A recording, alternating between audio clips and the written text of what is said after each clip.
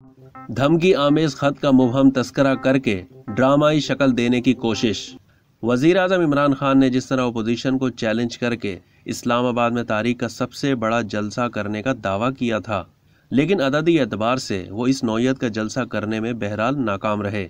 उन्होंने कौम को सरप्राइज देने का ऐलान किया था, लेकिन उसके बजाय उन्होंने लिखी हुई तकरीर पढ़ी जिसमें एक धमकी आमेज खत का मुबहम तस्करा करके उसे ड्रामाई शक्ल देने की कोशिश की है।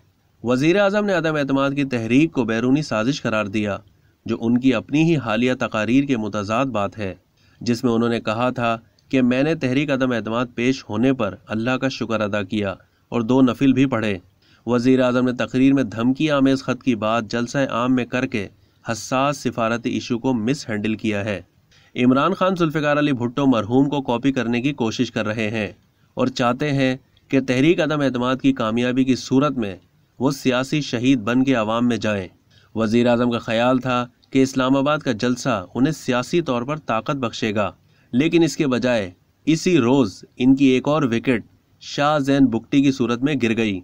वजीर आजम को इत्तेहादी जमातों की हिमायत की अभी तक वाज़े यकीन दहानी नहीं मिल सकी और उनका झुकाव अभी तक अपोजिशन की तरफ नजर आ रहा है।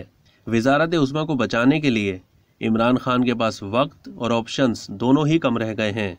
अब तक के लिए इतना ही। मज़ीद मालूमात के लिए डेली जंग के यूट्यूब चैनल को सब्सक्राइब करना ना भूलिए और फेसबुक के पेज को भी लाइक करना ना भूलिए।